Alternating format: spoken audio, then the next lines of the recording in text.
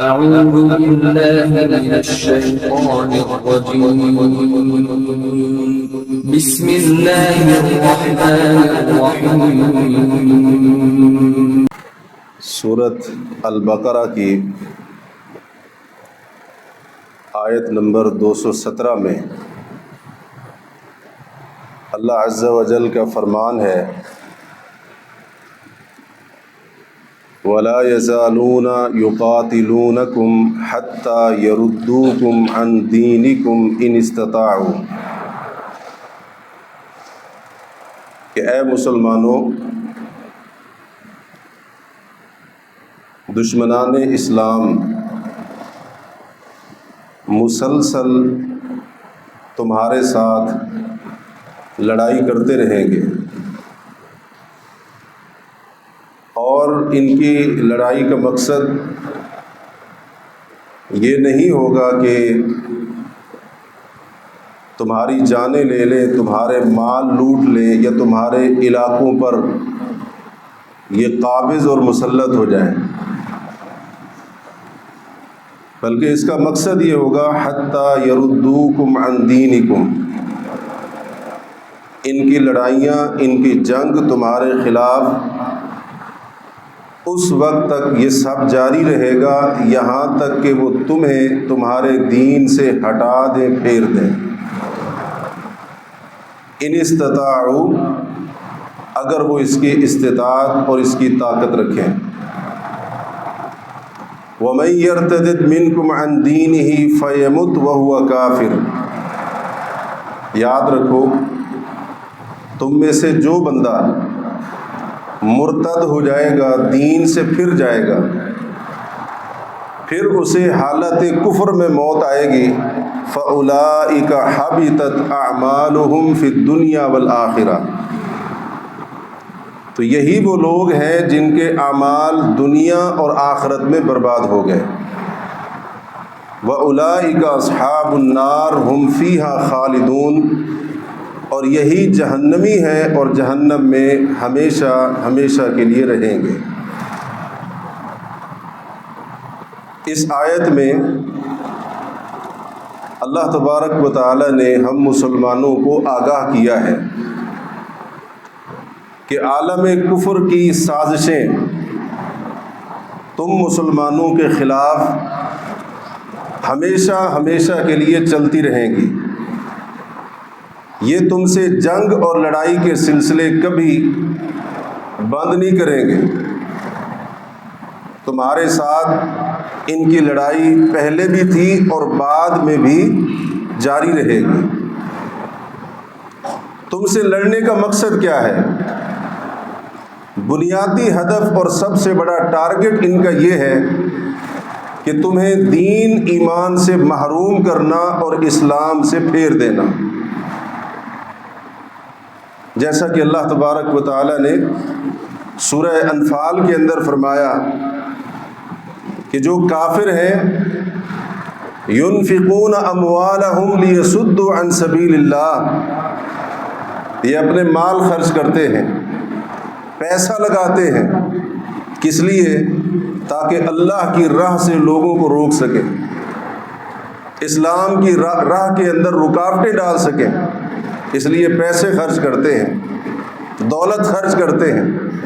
فَسَيُنْفِقُونَهَا، فرمایا یہ اپنے مال عنقریب خرچ کریں گے، لیکن ثُمَّ تَكُونُ عَلَيْهِمْ حَسْرَةٌ، پھر ان کے خرچ کیے گئے مال ان کے لیے افسوس، حسرت اور ندامت کا باعث بن جائیں گے، اور عنقریب یہ جہنم کی طرف اکٹھے کیے جائیں گے۔ جب یہ بات ہوتی ہے کہ مسلمانوں کے خلاف کافر جنگ کرتے رہیں گے، اہل اسلام کو اسلام سے، دین سے پھیرنے کے لیے جب جنگ کی بات ہوتی ہے تو جنگ کا صرف یہ مطلب نہیں ہوتا کہ دشمن ہمارے خلاف صرف عسکری جنگ لڑتا رہے۔ جنگ صرف ہتھیار کے ساتھ، اسلحوں کے ساتھ نہیں لڑی جاتی، بلکہ جنگ کا ایک اور بڑا خطرناک طریقہ ہوتا ہے جس کو نظریاتی اور فکری جنگ کہا جاتا ہے۔ عسکری جنگ میں اور نظریاتی جنگ میں بنیادی فرق یہ ہوتا ہے کہ نظریاتی جنگ میں دشمن کے جسم، اس کی فوج، فوجی تنصیبات نشانہ نہیں ہوتی، بلکہ سامنے والے کے نظریات، اس کی سوچ، اس کا عقیدہ، اس کو ہدف بنایا جاتا ہے، اس کو ٹارگٹ کیا جاتا ہے۔ اور یہ جو نظریاتی جنگ ہوتی ہے، اس حد تک دشمن کو اس میں فتح حاصل ہوتی ہے کہ اس نظریاتی جنگ کے اندر دشمن کامیاب ہو کر اپنے مد مقابل، اپنے سامنے والی قوم، لوگوں کے نظریات، عقائد اور سوچ کو تبدیل کر دیتا ہے۔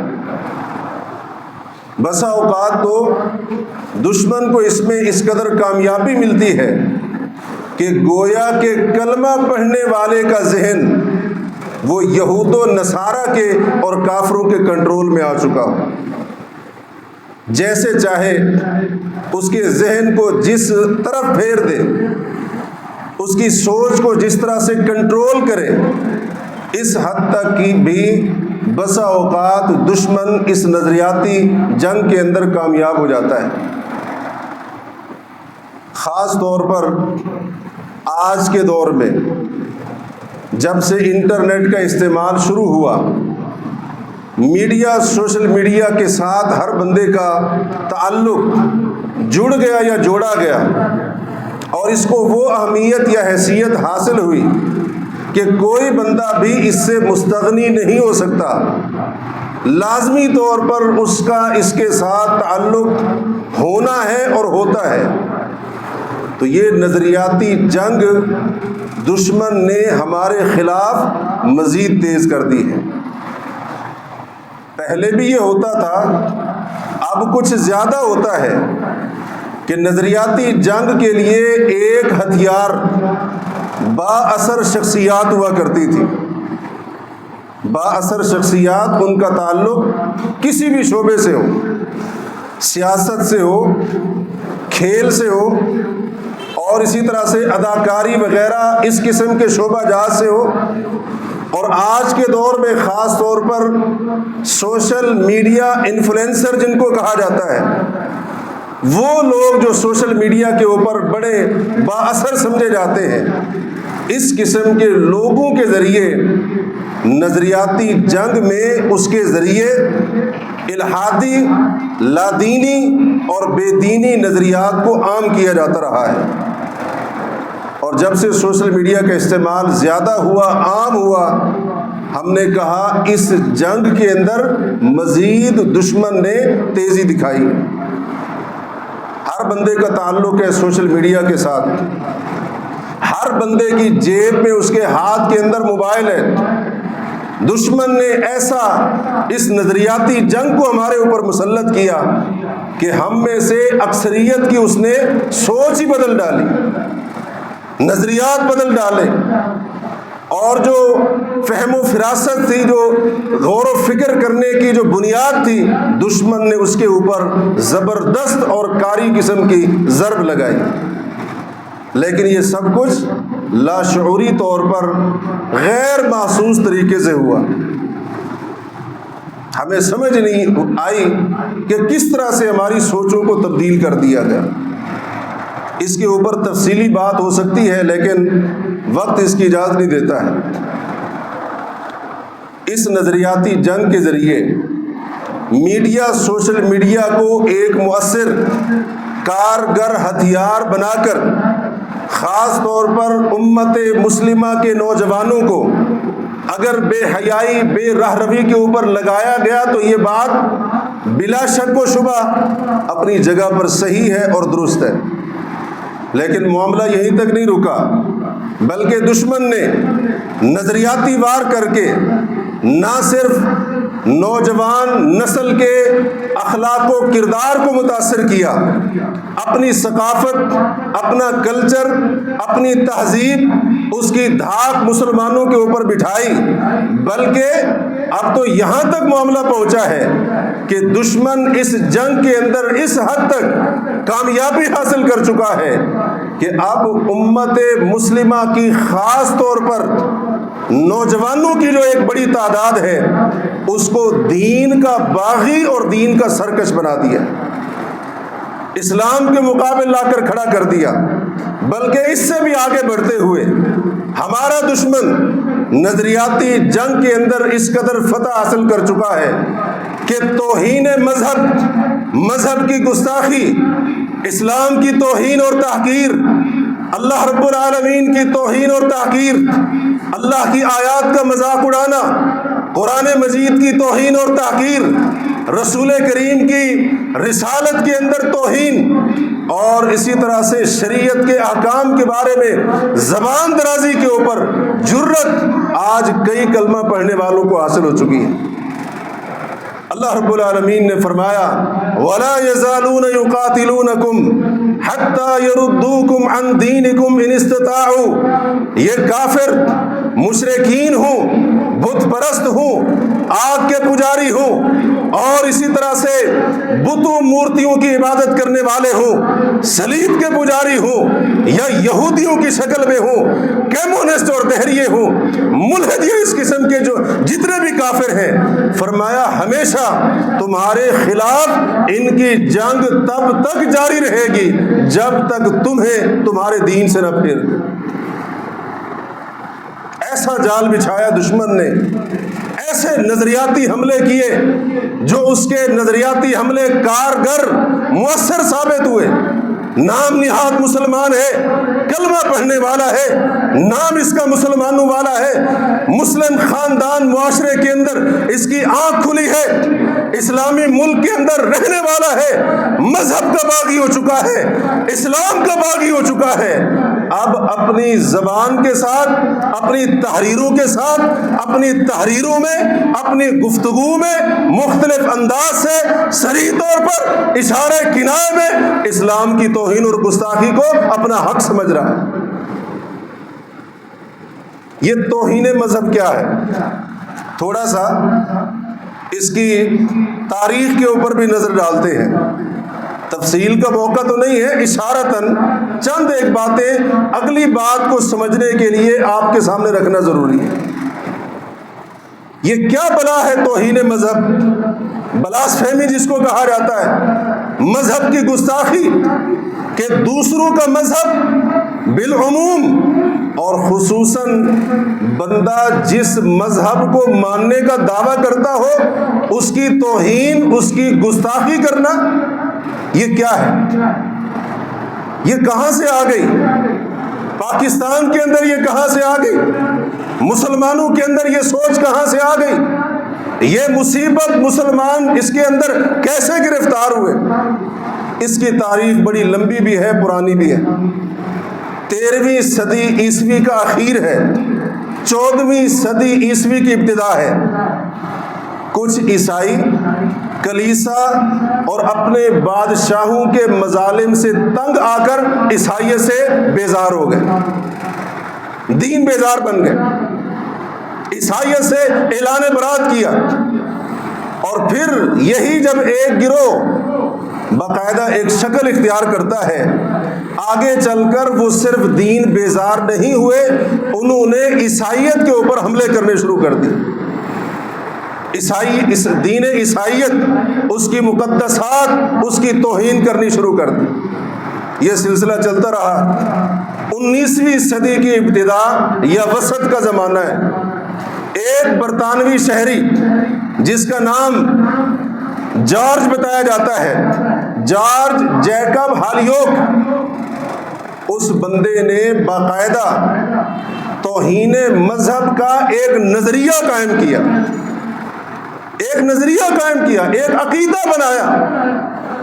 اس نے برطانیہ کے کسی قصبے کے اندر تقریر کرتے ہوئے اللہ رب العالمین کی شان کے اندر گستاخی، قانون حرکت میں آتا ہے، 2 سال کی سزا ہو گئی، جیل سے رہا ہو کر آیا، پھر اس کو جہاں پر تقریر کے لیے بلایا جاتا، اس کے تقریر کے اشتہار میں فخریہ طور پر یہ لقب اس کے نام کے ساتھ بڑے الفاظ میں لکھا جاتا، بلاسفیمر یعنی گستاخ، اور سیکولرزم کا بانی بھی یہی سمجھا جاتا ہے۔ یہ نظریہ آہستہ آہستہ زور پکڑتا ہے، مغربی ممالک، یورپی ممالک اس کی لپیٹ کے اندر آتے ہیں، اور معاملہ یہاں تک پہنچتا ہے خود دین عیسائیت کو ماننے والے سیدنا عیسیٰ علیہ السلام کی توہین کرنے لگے، حضرت عیسیٰ کی توہین کرنے لگے۔ سیدہ مریم ان کی والدہ کی گستاخی کے اوپر اتر آئے، ان کے اوپر بدکاری کے الزام لگائے، اور یہاں تک بھی معاملہ پہنچا، اس قدر بھی یہ لوگ باغی اور جری ہوئے خود اپنے دین کے خلاف کہ انہوں نے سیدنا عیسیٰ علیہ السلام کو العیاذ باللہ ہم جنس پرستک بھی کہہ دیا، نعوذ باللہ من ذلک۔ یہ سارے کے سارے معاملات چلتے رہے۔ اب اسی دوران کچھ اصطلاحات سامنے آئیں۔ اصطلاح کیا سامنے آئی؟ کہا جی freedom of speech, freedom of expression, آزادی اظہار رائے۔ ہر بندے کو انسان ہونے کی وجہ سے یہ حق حاصل ہے کہ وہ جس چیز کے بارے میں چاہے اپنی رائے دے دے۔ خالق کائنات کے بارے میں جو کہنا چاہتا ہے، گالی دینا چاہتا ہے، یہ اس کا بنیادی انسانی حق ہے۔ اس کا یہ مطلب ہے آسان لفظوں میں، اللہ کے کسی نبی کو گالی دینا چاہے، اس کی رائے ہے، اس کا اظہار کر سکتا ہے۔ کسی دین کو برا کہنا چاہے، اس کا استہزاء کرنا چاہے، اس کی تحقیر کرنا چاہے، یہ اس کی رائے ہے، اپنی رائے کے اظہار کا وہ حق رکھتا ہے۔ کسی مذہبی کتاب کے تقدس کو پامال کرنا چاہے، کسی مذہبی شخصیت یا اسی طرح سے مقدسات اس کے تقدس کو پامال کرنا چاہے، کہا جی فریڈم آف سپیچ، اس کو بولنے کی اجازت ہے۔ وہ جو چاہے لکھے، وہ جو چاہے بولے، یہ اس کا بنیادی انسانی حق ہے۔ اب یہ کیا ہے؟ یہ ایک نظریہ وجود کے اندر آیا۔ ویسے بڑی ایک عجیب منافقت ہے ان کے نزدیک، جنہوں نے یہ سارے کے سارے معاملات شروع کیے، ان کے نزدیک حد کے عزت کا قانون موجود ہے۔ کسی بندے کے بارے میں اگر کوئی نامناسب انداز اختیار کیا گیا، جی اس بندے کو قانونی طور پر یہ حق حاصل ہے کہ وہ نامناسب انداز اختیار کرنے والے کے بارے میں عدالت کی طرف رجوع کرے، اور یہ قابل سزا جرم ہے۔ عام بندے کی عزت پر حرف آئے، یہ قابل سزا جرم ہے۔ نبیوں کی عزت کو پامال کیا جائے، کہتے ہیں آزادی اظہار رائے۔ اللہ رب العالمین کے لیے گستاخانہ الفاظ کہے جائیں، یہ رائے کے اظہار کی آزادی ہے۔ مذہبی اور آسمانی کتابیں ان کے تقدس کو پامال کیا جائے، یہ رائے کے اظہار کی آزادی ہے۔ یہ منافقت۔ اب جب یہ معاملات ہونے تھے تو ظاہر ہے اس کا منفی رد عمل بھی سامنے آنا تھا۔ اس کے لیے انہوں نے دو اور اصطلاحات گھڑی۔ ایک ہے ٹالرنس، برداشت۔ اس کا کیا مطلب ہے؟ اس کا مطلب یہ ہے اگر کوئی شخص فریڈم آف سپیچ کا استعمال کرتے ہوئے اللہ کی شان میں گستاخی کرے، کسی مذہبی کتاب کے تقدس کو پامال کرے، قرآن مجید ہے، انجیل ہے، تورات ہے، کسی نبی کو گالی دے، اور خاص طور پر کسی دین کی تعلیمات کے اوپر کیچڑ اچھالے، تو سامنے والے کو سن کر برداشت کا مظاہرہ کرنا چاہیے، رد عمل نہیں دینا چاہیے۔ یہ تو اس کا بنیادی انسانی حق ہے۔ آپ کو کیا مسئلہ ہے؟ آپ برداشت کا مظاہرہ کریں، عدم برداشت کا مظاہرہ نہ کریں۔ اللہ رسول کو گالیاں دی جائیں اور آگے سے مطالبہ یہ ہے آپ چپ کر کے ڈھیٹ بن کے آپ برداشت کریں، سنتے رہیں اس کو، سامنے والے کو حق حاصل ہے جو چاہے کہتا رہے۔ اس کے مقابلے میں ایک اور اصطلاح گھڑی گئی، وہ کیا ہے؟ ایکسٹریمزم۔ جو بندہ اس گستاخی پر ریئیکشن دے، رد عمل کرے، وہ شدت پسند ہے، وہ شدت پسند ہے، احتجاج کرے، اس کے جذبات مجروح ہوئے، نبی کی گستاخی کی گئی، آگے سے وہ رد عمل کرتا ہے، شٹ اپ کال دیتا ہے، سامنے والے کو بکواس بند کرنے کا کہتا ہے، رد عمل دیتا ہے، کہتے ہیں جی یہ شدت پسند آدمی ہے، یہ ظالم آدمی ہے، اس کو تو انسان کہنا بھی انسان کی توہین ہے، نعوذ باللہ من ذالک۔ اب یہ اصطلاحات گھڑی گئی، یہ سارا کچھ کہاں چلا؟ یورپ کے اندر، مغرب کے اندر۔ یورپ اور مغرب توہین مذہب کے سلسلے میں، بلاسفیمی کے معاملے کے اندر اس قدر آگے گئے کہ آج اکثر مغربی یورپی ممالک کے اندر توہین مذہب کے لیے کوئی قانون موجود نہیں ہے۔ ہم مسلمان کلمہ پڑھنے والے، ہم کیونکہ اغیار کی نقالی کے عادی بن چکے ہیں، ہم نے یہودیوں عیسائیوں جیسا بننا ہے، ان کے نظریات بھی ہم نے قبول کیے، ہم نے ان کی طرف سے آنے والی بد تہذیبی کو بھی قبول کیا، بد کرداری کو بھی مسلمان نے خوشی سے گلے لگایا، کیونکہ ہم نے کیا سمجھا ہوا ہے؟ ہم نے سمجھا ہوا ہے یورپ مغرب یہ ترقی یافتہ ممالک ہیں، ترقی یافتہ اقوام ہیں، ان کے مقابلے میں ہم مسلمان اسلام کی وجہ سے، نعوذ باللہ من ذالک، قرآن کی وجہ سے، رسول اللہ کی اتباع کی وجہ سے ہم ان سے کیونکہ پیچھے رہ گئے، احساس کمتری کا ہم شکار ہو گئے، مرعوب ہو گئے ان کی مادی دنیاوی ترقی سے۔ جو نظریہ انہوں نے یہاں پر اس کو جناب کاشت کرنے کی کوشش کی، ہم نے اس کو قبول کیا۔ اب پھر یہ مغرب سے کیا ہے، یورپ سے یہ چیز آہستہ آہستہ بر صغیر میں آتی ہے۔ راج پال ملعون ہندو نبی کریم علیہ الصلوۃ والسلام کے خلاف گستاخانہ کتاب لکھتا ہے، اور پھر وہاں سے یہ سلسلہ چلتا ہے، آہستہ آہستہ یہ نظریہ توہین مذہب ہر بندے کا بنیادی حق ہے، یہ عقیدہ مسلمانوں کے اندر آتا ہے۔ نبی کریم علیہ الصلوۃ والسلام نے فرمایا تھا لَتَتَّبِعُنَّ سَنَنَ مَنْ كَانَ قَبْلَكُمْ، صحیح بخاری وغیرہ کی روایت، اے مسلمانوں ایک وقت ایسا آئے گا تم اپنے سے پہلے لوگوں کے طور طریقے، ان میں سے ایک ایک طریقہ اس کو اپناؤ گے، اس کو تم اختیار کرو گے۔ ایک ایک طریقہ مسلمانوں نے اپنایا، ایک ایک معاملہ ان کا لیا، کوئی نظریہ نہیں چھوڑا، کوئی برائی نہیں چھوڑی، کوئی بد تہذیبی نہیں چھوڑی، کوئی بد کرداری نہیں چھوڑی، جو مسلمانوں نے ان کی نقالی کے اندر، مشابہت کے اندر اختیار نہ کی۔ ایک روایت میں آتا ہے حَتَّى لَوْ دَخَلُوا جُحْرَ دَبٍّ لَدَخَلْتُمُوهُ، اگر یہودی عیسائی یہ غیر اقوام یہ سانڈے کی بل کے اندر بھی، اس کے سوراخ کے اندر بھی گھسنے کی کوشش کریں گے، تم بھی ان کی اندھی تقلید کرو۔ انسان کا وجود کتنا بڑا ہوتا ہے، سانڈا ایک چھوٹا سا جانور جو ریت کے اندر، ٹینوں کے اندر اپنا چھوٹا سا بل بناتا ہے، اب اس کے اندر کوئی انسان گھسنے کی کوشش کر رہا ہو، اس کو بے وقوف کہا جائے گا، اس کو جاہل اور پاگل کہا جائے گا۔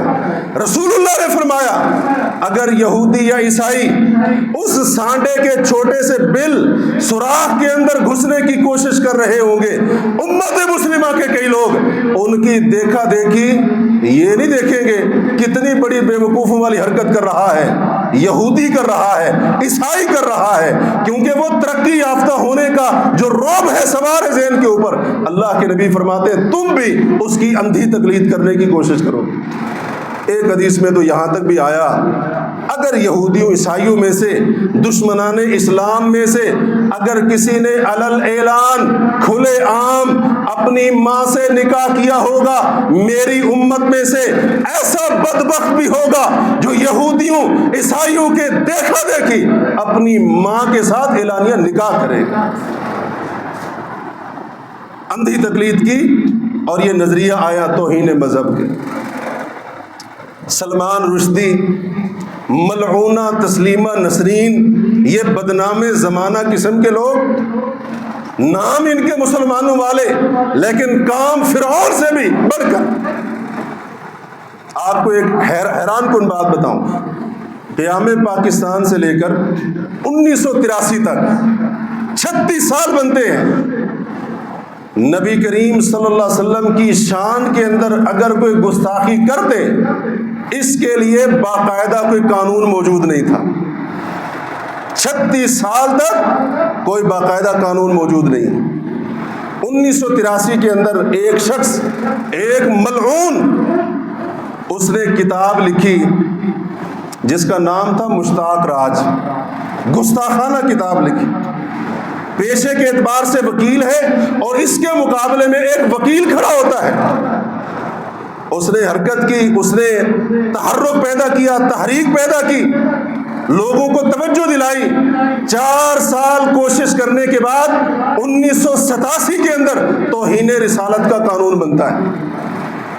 اس کے اندر بھی کچھ خامیاں موجود تھیں، جن خامیوں کو دور کرنے کے بعد 1990 میں حتمی طور پر توہین رسالت کا قانون آئین پاکستان کا حصہ بنتا ہے۔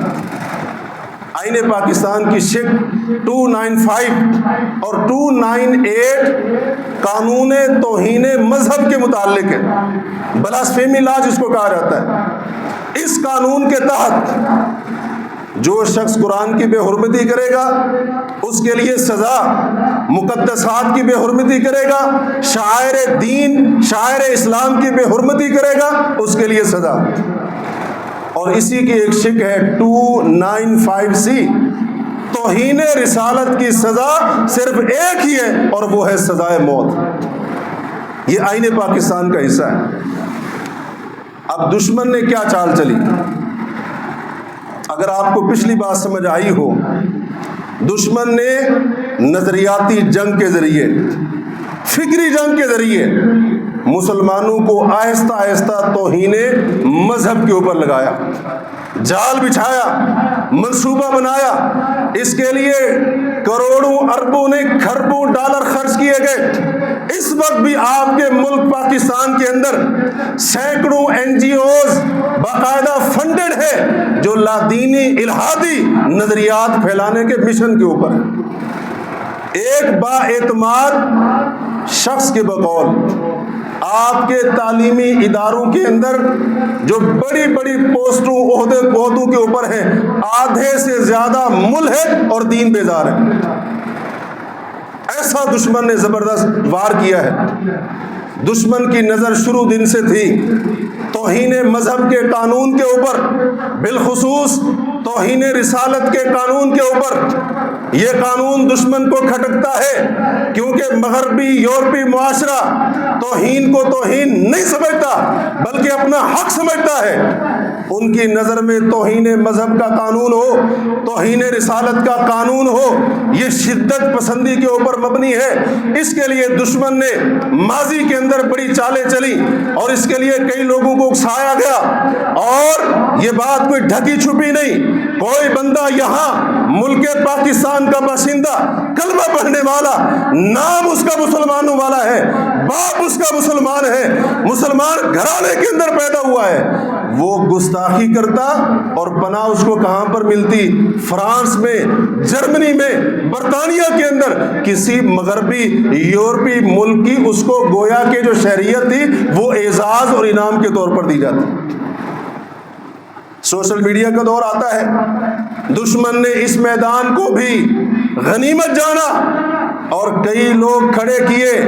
وقاص احمد گورایا، اگر آپ کو نام یاد ہو، بھینسا موچی اور روشنی نام کے پیج چلانے والے، سوشل میڈیا پر گستاخانہ مواد پھیلانے والے، رب العالمین کی گستاخیاں کرنے والے، شان رسالت کے اندر توہین کرنے والے، قرآن مجید کی گستاخی کرنے والے، یہ سارے کا سارا پورا ایک گینگ، اگر آپ کو یاد ہو 2016 یا 17 کی بات ہے، بڑا متحرک ہوا تھا۔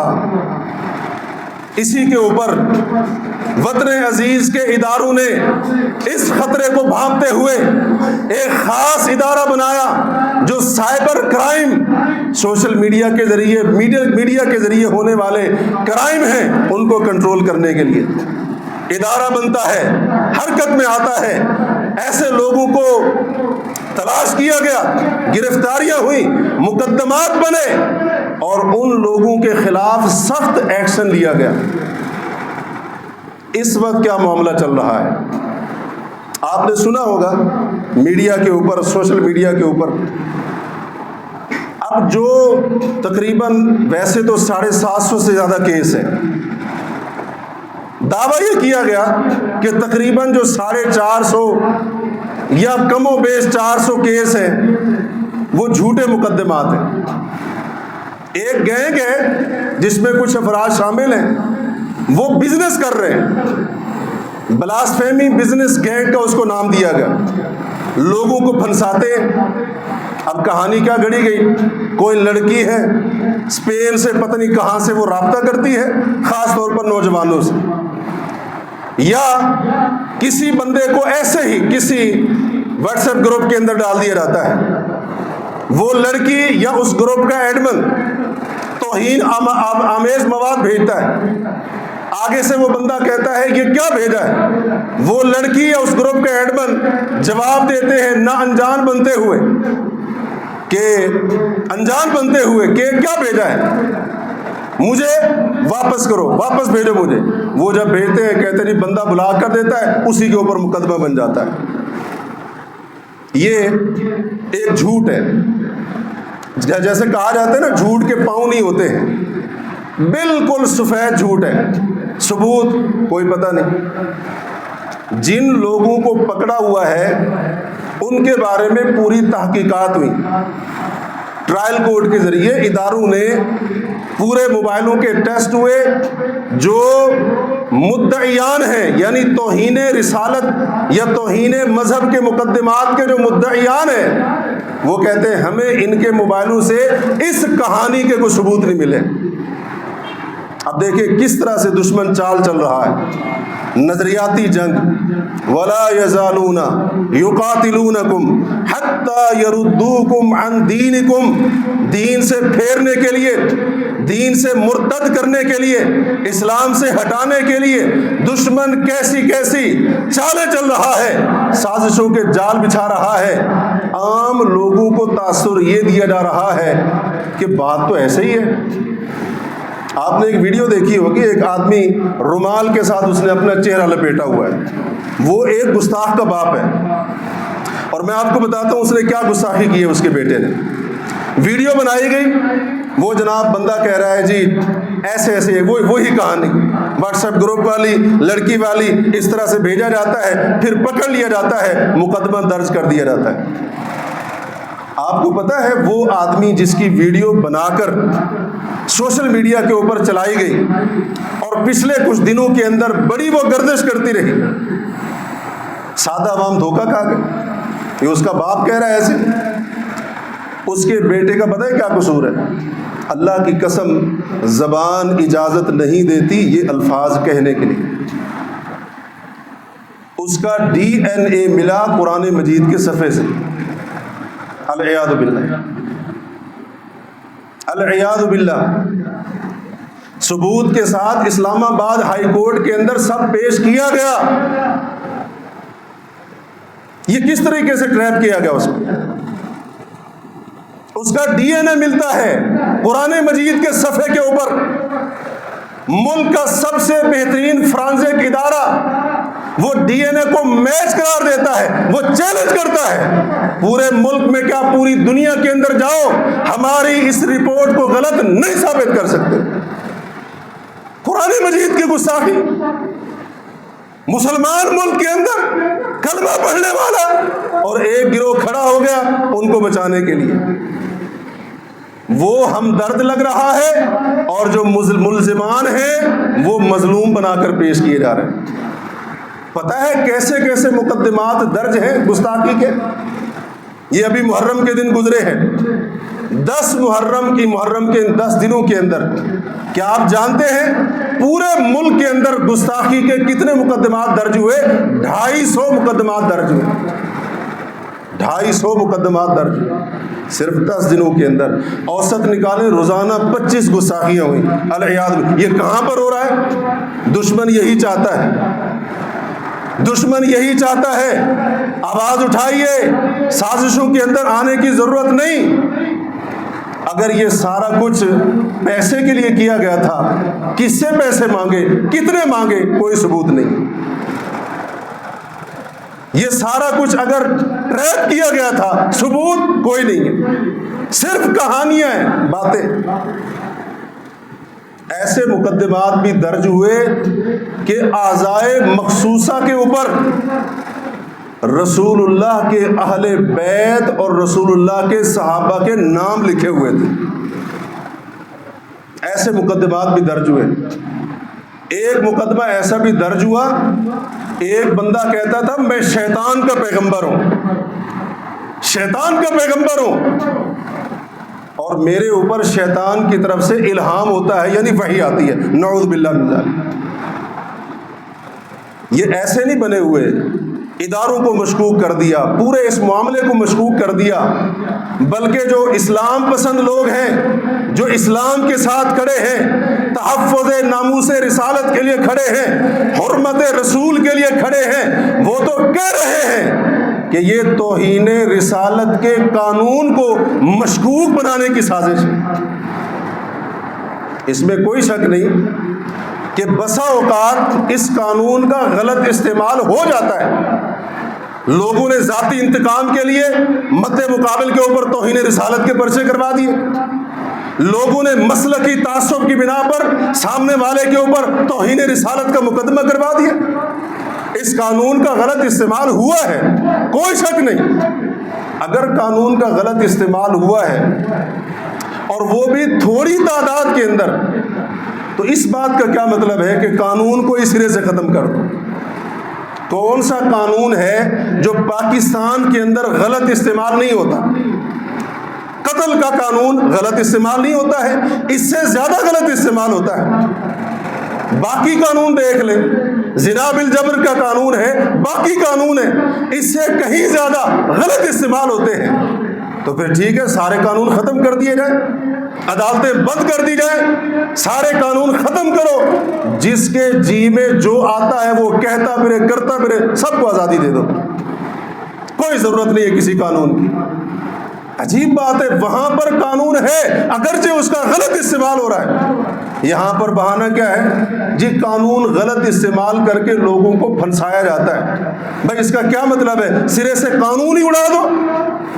یہ ہے دشمن کا وہ حملہ جو وہ پہلے بھی کئی بار کر چکا ہے، لیکن اس بار ملزمان کا ہمدرد بن کر جو حقیقت میں ظالم ہیں ان کو مظلوم بنا کر قوم کے سامنے پیش کیا گیا، کیونکہ یہ طریقہ ہوتا ہے کسی بھی قانون کو بنانے کا یا ختم کرنے، تبدیل کرنے کا، کہ رائے عامہ جو ہے نا اس کی اکثریت کو ہموار کیا جائے۔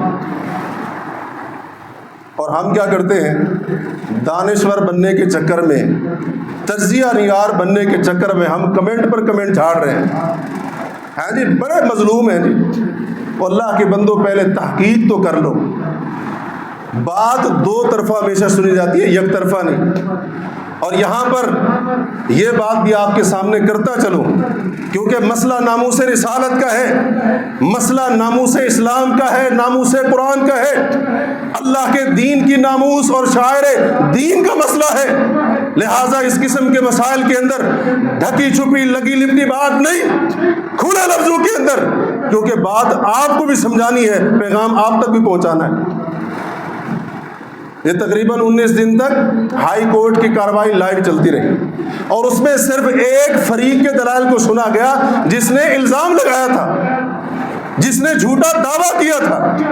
19 دن تک، 18 دن تک ان کے دلائل سنے گئے۔ جو مدعیان تھے، جب ان کی باری آئی تو کل عدالت نے ان کو خاموش کرا دیا۔ یہ کس قانون کے اندر ہوتا ہے؟ پہلے کہا گیا ان 18-19 دنوں کے اندر آپ خاموش ہیں، ابھی آپ کی بات سنی جائے گی، آپ کو اپنا موقع پیش کرنے کا موقع دیا جائے گا، لیکن جب باری آئی دوسرے دن ہی کیا ہے جی آپ خاموش ہو گئے۔ اور جو کرسی عدل کے اوپر بیٹھنے والے وہ کس طرح کی باتیں کر رہے ہیں؟ وہ کہتے ہیں جی 20 سال کا نوجوان ہے، اس سے پوچھ لیا جائے اس کی نیت تھی گستاخی کرنے؟ نعوذ باللہ من ذلک۔ ایک بندہ مجھے گالی دے رہا ہو، میں اس سے پہلے پوچھوں گا تیری نیت ہے گالی دینے کی؟ جی 15 دن تک اس کو آبزرو کیا جائے، اچھا ٹھیک ہے 15 دن تک اس کو موقع دو، دوسری گستاخی کرتا ہے تو گستاخ ہے، ورنہ ٹھیک ہے، یہ کوئی مسئلہ نہیں ہے، نعوذ باللہ من ذالک۔ اور خود کیا کیا جج صاحب نے؟ فوری طور پر توہین عدالت کے نوٹس چند منٹوں میں نہیں، چند سیکنڈوں کے اندر کئی وکلاء کو تھما دیے۔ آپ نے توہین عدالت کی، توہین عدالت میں نیت نہیں پوچھی آپ کی نیت تھی یا نہیں تھی، توہین رسالت میں پوچھی جائے گی۔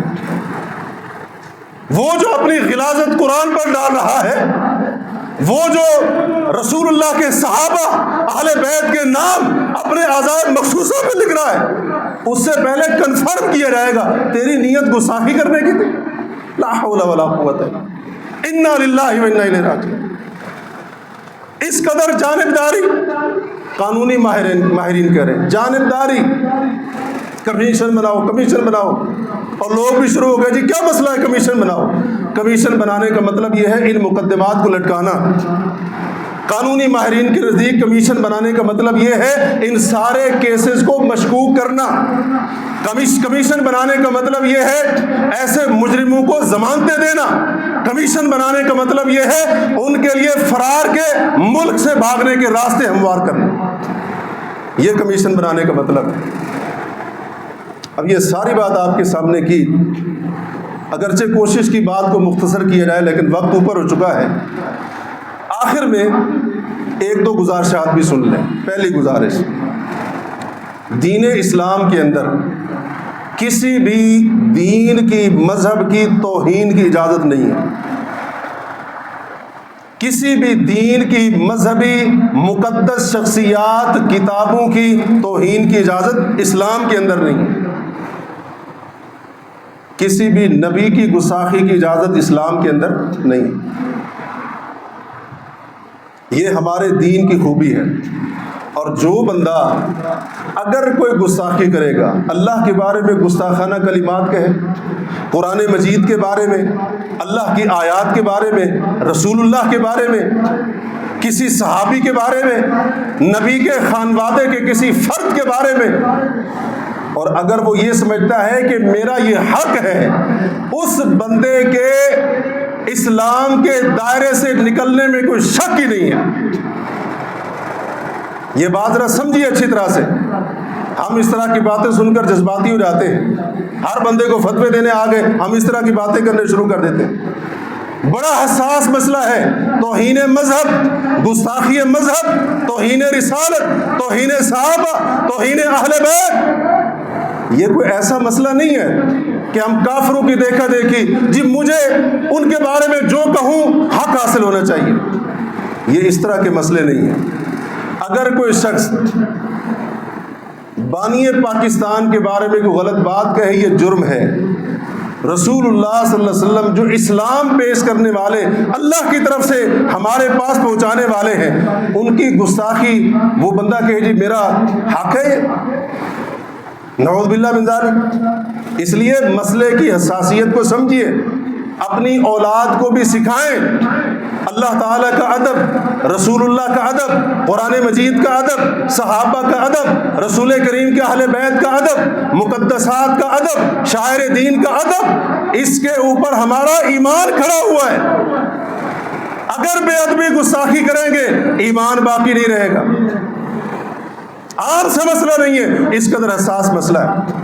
اس کے اوپر دلائل بھی ہیں لیکن وقت اس کی اجازت نہیں دیتا ہے۔ دوسری بات، اس وقت وہ لوگ بھی ہیں کہ جو کفر کے اور مغرب کے ایجنڈے کے اوپر کھڑے ہوئے ہیں، توہین رسالت کے قانون کے خلاف وہ اپنی سازشیں کر رہے ہیں جیسے دشمن سازشیں کر رہا ہے۔ ایک نام بڑا آ رہا ہے، میں نے پہلے بھی کہا کہ یہ بات ہے توہین رسالت کی، توہین اسلام کی، کوئی لگی لپٹی بات نہیں۔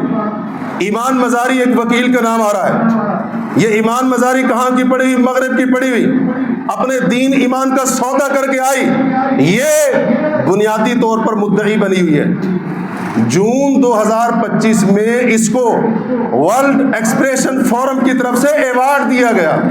یہ ایوارڈ ایسے نہیں ملتے ہیں، اور یہاں پر کارروائی کے دوران کہا گیا، جج صاحب نے غالباً کہہ دیا، کہا جی ایمان اور اس کے شوہر کو ایوارڈ دیا جانا چاہیے۔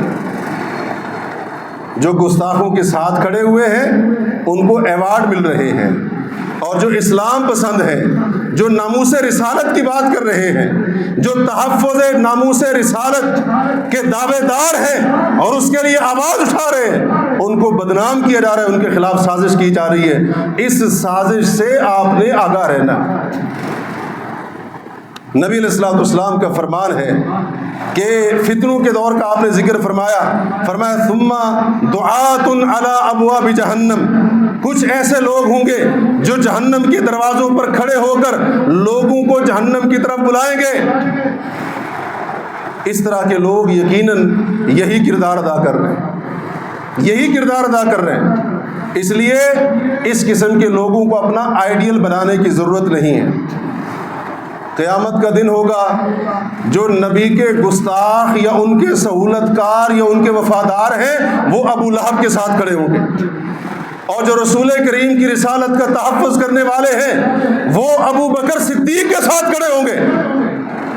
ہم کس کے ساتھ کھڑا ہونا پسند کریں گے؟ یہ جو ہر بندہ اپنی رائے دے رہا ہے، ذرا سنبھل کے، ذرا غور و فکر کر کے، جلد بازی نہیں، عجلت پسندی نہیں، ذرا سوچ سمجھ کر کمنٹ لکھنے کی، بات کرنے کی ضرورت ہے۔ اللہ رب العالمین نے قیامت کے دن پوچھنا ہے، ناموس رسالت کا مسئلہ بنا تھا، تم کس کی صف کے اندر کھڑے ہوئے تھے؟ گستاخوں کو بچانے والے، ان کی حمایت کرنے والے؟ تمہاری آواز ہمدردیاں ان کے ساتھ تھی یا تمہاری آواز بلند ہوئی تھی حرمت قرآن کے لیے، حرمت رسول کے لیے، حرمت اسلام کے لیے؟ اپنے بچوں کی بھی اس کے اوپر تربیت کریں۔ یہ وہ وقت کی ضرورت ہے کہ جس کو اختیار کرنا اس وقت بہت زیادہ ضروری ہو چکا ہے۔ باتیں تو بہت ساری کہنی تھی، لیکن اس امید کے ساتھ بات کو مکمل کروں گا کہ جو بات آپ تک پہنچانی تھی، پیغام پہنچانا تھا، انشاءاللہ آپ تک پہنچ گیا ہوگا۔ ہم میں سے ہر بندے کی ذمہ داری ہے، ہر بندے کا ایمانی تقاضا ہے کہ وہ تحفظ ناموس رسالت کے لیے جتنا اور جو کردار ادا کر سکتا ہے کرے۔ اگر اللہ نہ کرے یہ توہین رسالت، توہین مذہب کا قانون ختم ہو گیا ملک سے، پتہ ہے کیا ہوگا؟ ہر گلی محلے کے اندر، ہر گھر کے اندر ایک گستاخ آپ کو ملے گا۔ گستاخی کرنا اپنا حق سمجھے گا۔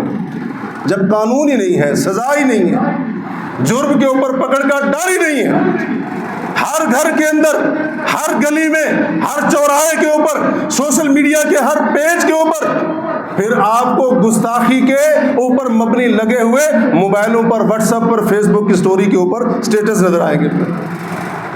یہ ہونے والا ہے۔ پھر اگر ہم نہیں اٹھے، اگر ہم نے کردار ادا نہیں کیا، جو بول سکتا ہے وہ بولے، جو لکھ سکتا ہے وہ لکھے، جو تقریر کر سکتا ہے، کہہ سکتا ہے وہ کہے، جو قانونی معاملات کو جانتا ہے وہ قانونی طریقے سے مدد کرے۔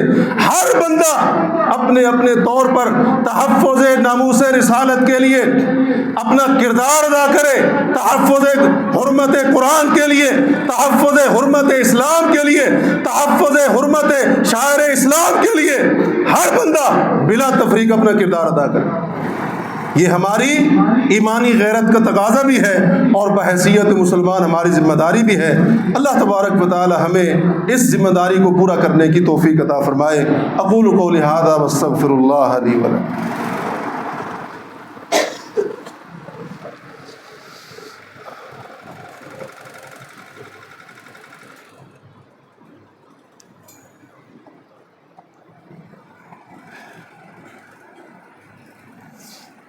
ان الحمد للہ نحمده ونستعینه ونستغفره ونعوذ باللہ من شرور انفسنا ومن سیئات اعمالنا من يهده الله فلا مضل له ومن يضلل فلا هادي له اشهد ان لا اله الا الله وحده لا شريك له واشهد ان محمدا عبده ورسوله اما بعد فإن خير الحديث كتاب الله وخير الهدي هدي محمد صلى الله عليه وسلم وشر الأمور محدثاتها وكل محدثة بدعة وكل بدعة ضلالة وكل ضلالة في النار.